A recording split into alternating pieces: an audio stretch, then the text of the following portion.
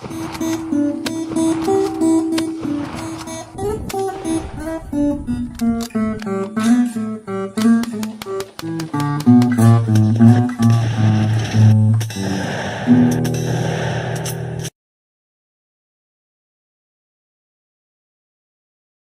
there, people of the internet. A video that is more or less based off of a comment that I got. I can't remember who said it or anything like that, but essentially they were talking about how the best platform for choice for whatever situation it is that you're looking to get yourself into is not always the coolest. And so as a result, people are oftentimes going to pick the coolest platform that they like the most, as opposed to what would probably be best to fit whatever situation it is that they need. So, yeah, I mean, 110% correct.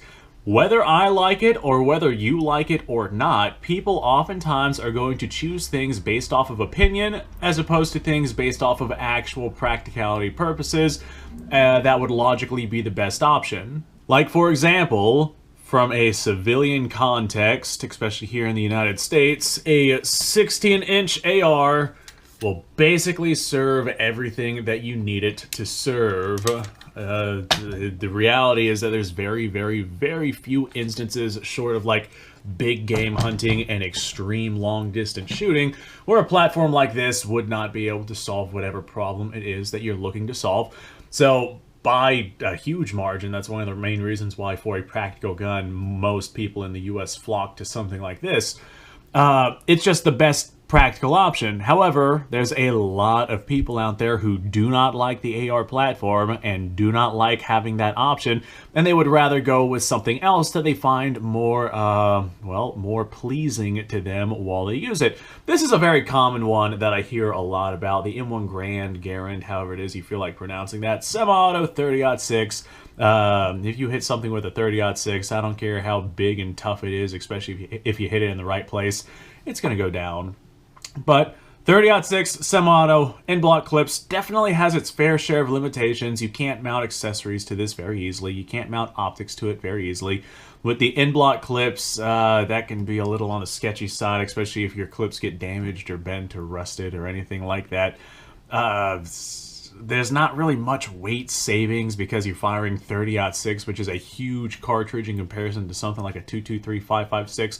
And with your lack of capability to put optics on something like this, you can't really get the long-range capabilities out of something like a full power rifle cartridge.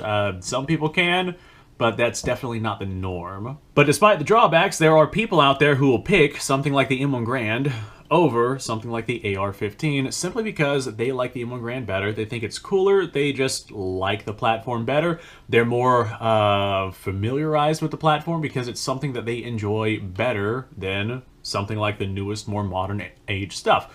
Now with the AR, you can swap out calibers, cartridges, you could swap out uppers and barrel lengths, swap out accessories, swap out optics, change the length of pull, get yourself a telescoping buttstock. You can do a lot of stuff with the AR platform that you simply cannot do with a standard stock M1 Garand. Of course, M1 Garand is just an example. I think the example that was used in this particular comment was a 357 Magnum lever action, and yeah, that absolutely would be able to solve a dramatic amount of what most people would come across here in civilian ownership in the United States. However, the AR platform can simply cover more bases. The 357 Magnum is just not very long-range cartridge, and this right here holds more ammunition. I'm willing to bet his is a tube-fed magazine, which reloads much slower than something like this right here, etc., etc. This right here would definitely be the much better modern practical option, but just because he thinks his lever action is cooler and he likes it better, that's what it is that he is going to choose. And like I said, whether you like it or not, whether I like it or not, that's just what people do. People are going to go into combat with a bolt-action Mosin Nagant because they think it is the absolute best rifle in the world, and they're going to try and stack that up against a AR platform, for example. There is a huge number of people who still think that older school firearms can stack up to the more modern stuff only because they like the older school stuff better than the more modern stuff, but we have seen numerous examples of, say, match running, etc., of the modern guns absolutely running circles around the older guns. However, that being said, that does not mean that the older guns cannot produce the results that you're looking for. There are examples of these older guns being used on modern combat fields very, very effectively. However, it normally has to do with long distance shooting or taking pot shots at something, or guerrilla warfare where there's an ambush or something like that. In a head-to-head confrontation, these guns cannot stack up against these guns. That's just the way that it is. These right here have better optics, they have better capabilities, better handling, etc., etc. So short of a couple of pot shots at long distance, that's basically as far as you're going to get with something like this right here or an old school military surplus bolt action. But even with those limitations, people will still pick those over the modern stuff because they like that better. If there's one thing we have seen in the past couple of years, it is that people operate based off of emotion rather than logic. So even if you show them logically some of the best options for them, and then you show them, you know, the things that they would actually enjoy and like, because that's just the type of person that they are, they're going to pick the things that they would actually enjoy and like over the modern, better option. However, all of this being said, I don't care if you decide to go with the AR or the M1 Garand or the Mosin Nagant, or if you're an AK-47 person. I don't care what it is that you pick. If you're deciding to pick a firearm and use it for a purpose, more often than not, that purpose will involve something along the lines of you keeping your rights and you making sure that tyranny does not strip the rights and capabilities of the sovereign citizens away. So in my mind, I don't care if you're going to show up to show support with a Mosin or an M1 Garand or an AR. I don't care if you're going to show up with a muzzleloader. If you're about the Second Amendment, that's basically all that matters to me. That shows support. As long as you are not a I care about the Second Amendment but kind of person. So I'm not going to harp on anyone who does not want to go with the best modern practical designs and they would like to go with something older. If it's something that they know, something they're comfortable with, something that they're used to, something that they like, it means that they're probably more likely to go out there and practice with the thing. And in all honesty, like 100% guilty of it, me, I have way more time firing my military surplus firearms than I do firing my ARs, just because I like military surplus firearms more.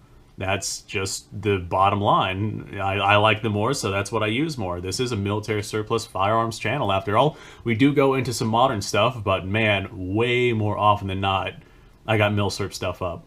Anyway, folks, thanks for watching. Appreciate your time. Like, subscribe, share. Description below has a link to all sorts of stuff. Go check it out. You guys go off, have yourself a fantastic day. I'll see you guys in the next episode.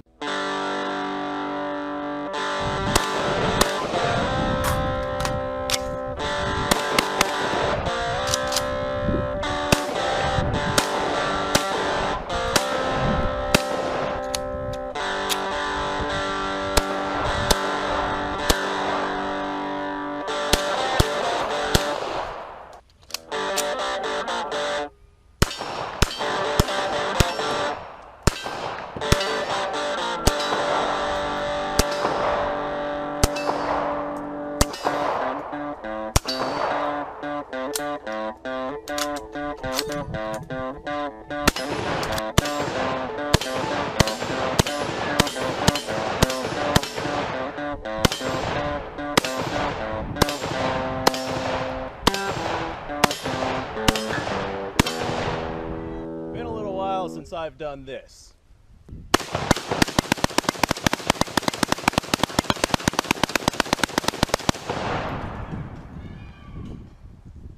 Bonnie and Clyde be damned. The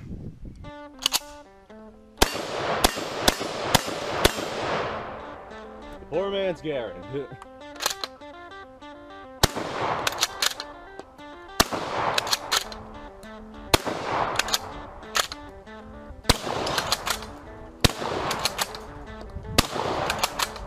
Shame that bolt action shotguns aren't more mainstream.